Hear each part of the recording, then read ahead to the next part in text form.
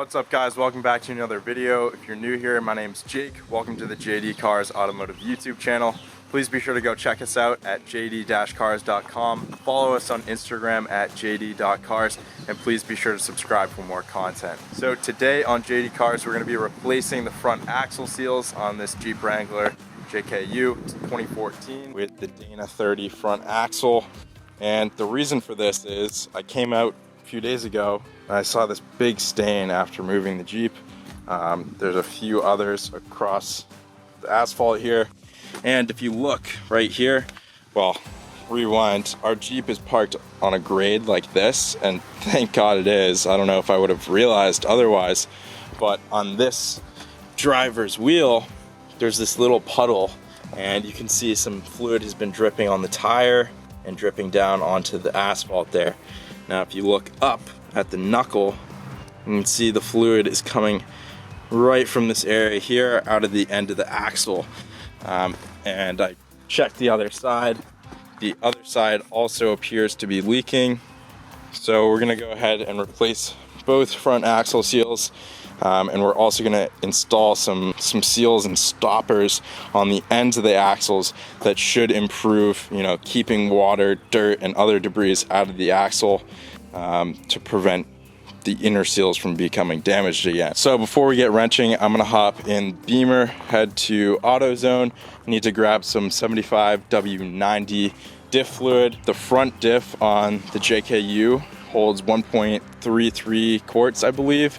And then the rear holds 2.67, if I recall correctly. So I'm not gonna be doing the rear diff fluid today, just the front here. I'm gonna pick up 2 quarts, and then when I'm ready to do the rear, I'll just pick up another 2 quarts and use the leftover 0.6 quarts from the front for the rear. But yeah, I'll see you guys when we get back from AutoZone.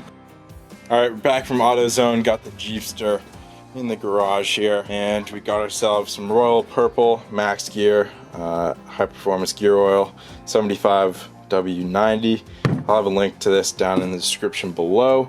And then the tools and parts we'll be using today, this is all from Amazon, easiest place I could find it and quickest place I could find it to get it from. So we have replacement Dana 30 inner axle seals. Look to be pretty good, pretty high quality. They don't look dried out, they look like they're even pre-lubricated a little bit. And then I bought this tool outer seal combo that actually comes with the inner seal installment tool to install those seals. You'll see how this comes into play later. And then we have these 2 outer seals with 3 O-rings on them. These are going to go on the ends of the axles, and they're going to block out a lot more debris. Oh shit, they have a huge seal right there. Didn't even see that. Nice red anodized aluminum. Going to match up nice with the other red components. A little scratching, not terribly smart throwing it in there with just a tiny layer of bubble wrap, but whatever. 3 seals out here. And then we have this huge double seal inside. I think this is gonna do an excellent job compared to the factory dust guards. So I'm really stoked to install these. This should resolve the problem entirely. So now it's time to get the Jeep up on the lift, pull off the front wheels, and we'll remove our knuckles.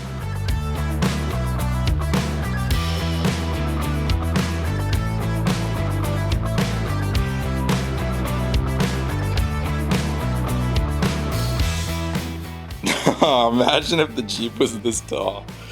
We only have like an inch under there, so we have the travel in those shocks. I might have to, fuck around and put some big springs in there, some spacers or something someday.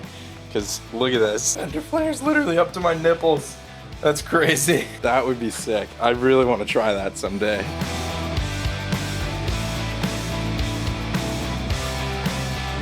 So you guys can see a little bit better. All that build up. Ew. Does not smell good, trust me. A lot of crud, a lot of fluid coming out of the axle.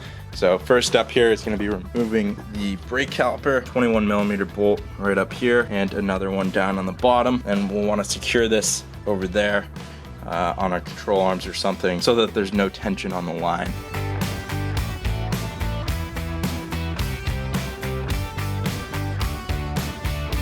All right, huge shout out to the guys at Asbury Street Car Care. They let me borrow 36mm socket for our nut right there. First, we gotta take off these little chaining clips. take care of those guys. Take off our 36 mil and yeah. Just to be clear, you don't have to take this off before taking off your rotor.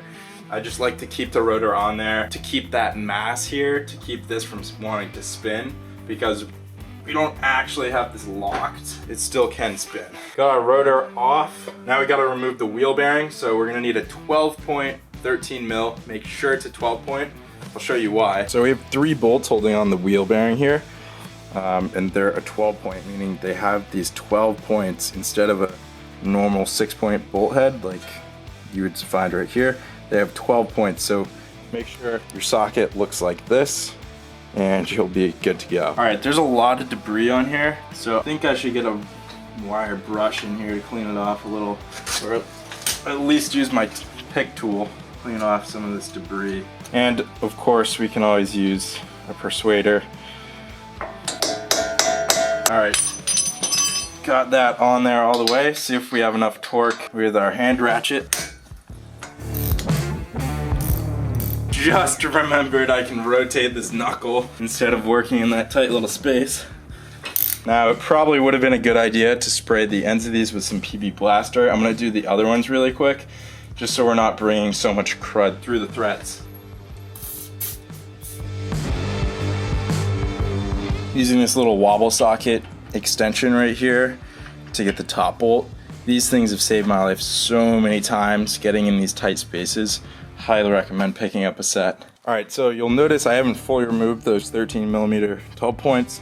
I'm gonna leave those in place. You'll see why in a minute. But right now I'm removing this little sensor with a H5 hex socket, or hex bit.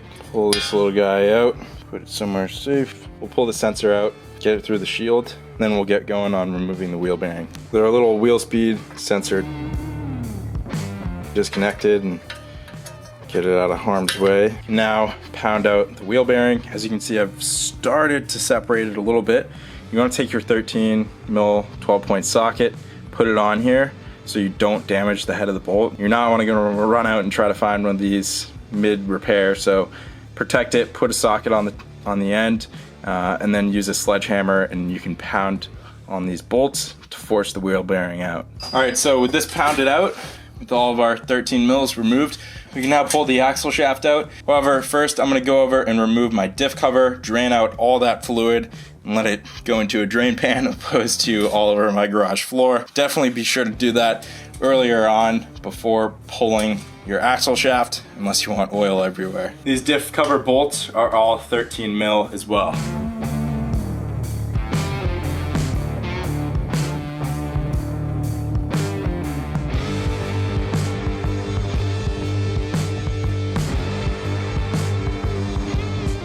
Oh, this diff fluid change was long overdue. Disgusting fluid. Ugh.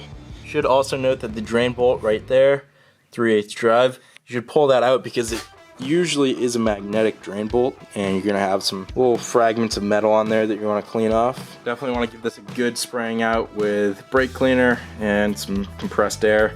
Just clean it out really well. And then I'm gonna go tackle the passenger side, same thing that we're doing over here. I can now pull out, you saw that, we can remove our wheel bearing and whatnot. We can also pull out our shaft. We want to remove these 2 little collars as well.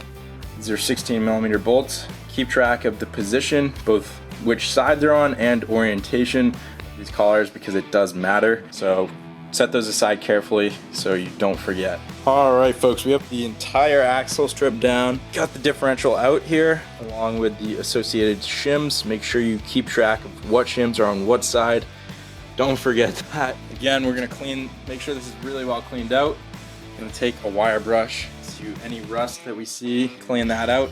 We have our old seals still in here, and then you can actually see on the driver's side shaft, this seal just completely failed. And now to pop these old seals out, we're gonna need a bar of some sort. So I just have a piece of pipe here. You can put a socket on the end, push out those old seals, and then we're gonna wanna take this again and put a rag on the end of it and push all that gunk out of the axle tubes before we replace the seals. Also a good idea to clean all this gunk up as well while we're here. All right, so once we're ready to put our new seals in, this is how your tool should be assembled. You have this flat part that sits on one side, the nut, little thrust bearing, and then our pusher piece that seats the seal. And as you can see, fits on there like a glove. So basically we're gonna put this in there. That's gonna sit on one side of the differential, and then we're gonna tighten this nut right here, and that's gonna push the seal into place. I'll do my best to show you here. I have never used a tool like this, but I expect it's gonna be a lot easier than trying to push this in with like a socket or something. So yeah.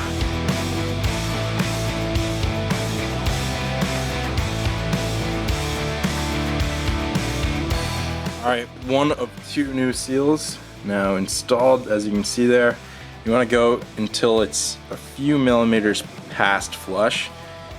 You'll have a good feeling of when it's fully seated, but definitely don't get scared away by the initial friction. Initially, it doesn't want to go in. You just got to push past that, and then it'll slip in, and you just keep tightening that bolt until it's seated all the way. So I'm going to do the same thing over here. And I'm kind of in a rush to get this thing back together and back on the road. So I'm just gonna reassemble it really quickly off camera. I presume if you guys have gotten to this point, you'll know how to put it all back together. It's fairly simple. But just to reiterate, we're gonna get our new seals in. We're gonna reinstall our differential along with the shims that go on each side. Gonna put these guys back in the same orientation that they came out. I've left them in the same orientation. I'm just gonna go boom, boom. Actually, scratch that. Yes, we can reinstall those and we can finger tighten the bolts, but I don't recommend torquing them down until we've got our shafts reinstalled, because there might be, you know, the tiny bit of play that we need to get those shafts back into the differential. So don't torque those down until we've gotten it all back into place. Now, luckily there isn't a ton that we have to torque down to specific specs. I will note that it is important to torque down your carrier bearing cap bolts to 60 foot-pounds on the Dana 30 here, and you should tighten it in a star pattern, or an X pattern rather. 1, 2, 3, 4, or any other variation of that. Then once we go to bolt back on our wheel bearing, there's 3 12-point bolts. Those need to be torqued down to 75 foot-pounds, and then the axle nut, that needs to be torqued down to 175 foot-pounds. And I'm not quite there yet, and not quite ready to put my diff cover back on, but once we do, you're gonna want to install either some RTV gasket maker, or you can go a little bit nicer route and you can get a lube locker gasket like I've got here. As you can see, it installs dry, no sealant needed. It won't split, all that good stuff. Let's open it up and take a look at it here. Whew, that thing's nice.